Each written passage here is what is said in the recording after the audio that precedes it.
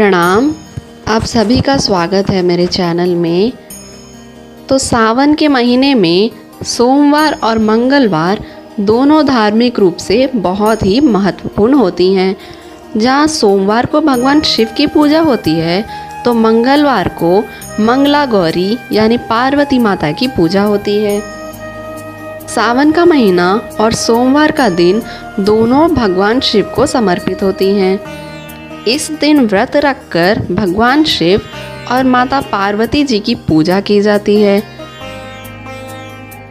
जब सावन का महीना और सोमवार दोनों एक साथ हों तो सावन सोमवार का महत्व अत्यधिक बढ़ जाता है। मान्यता है कि सावन सोमवार को भगवान शिव की पूजा करने से बहुत ही जल्द वो प्रसन्न होते हैं और अपने भक्तों के सभी पाप नष्ट करते हैं।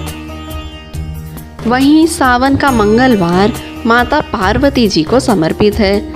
सावन के मंगलवार को मंगला गौरी अर्थात माता पार्वती जी की पूजा की जाती है।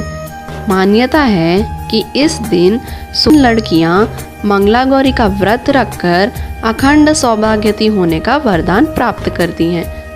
सावन के मंगलवार को सुहागिन महिलाएं पूरे दिन व्रत रखकर शाम को मंगला गौरी की विधि विधान से पूजा अर्चना करती हैं और व्रत कथा का श्रवण करती हैं या फिर पढ़ती हैं।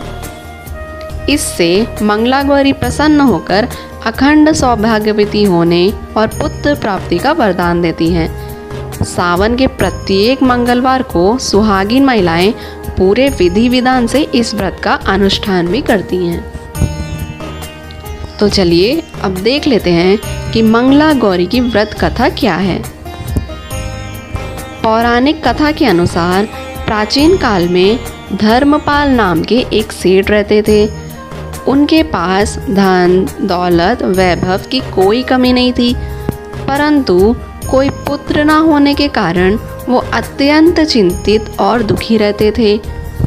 कुछ समय बाद उन्हें एक पुत्र रत्न की प्राप्ति हुई, परंतु उसे श्राप था कि 16 वर्ष की अवस्था में ही उसे सांप के काटने से उनकी मृत्यु हो जाएगी।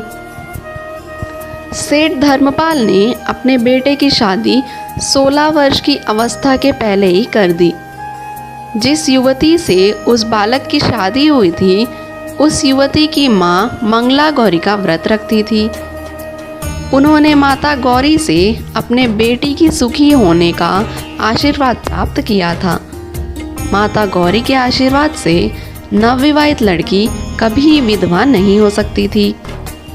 सास के आशीर्वाद से धर्मपाल के लड़के की आयु 100 वर्ष की हो गई। इस कारण सुहागिनें मंगला गौरी का व्रत रखकर उनकी विधि विधान से पूजा करती हैं। इस व्रत से सुहागिनों को अखंड सौभाग्यवती होने, पति की लंबी आयु होने, संपन्न जीवन जीने तथा सुख वैवाहिक जीवन जीने का आशीर्वाद प्राप्त होता है।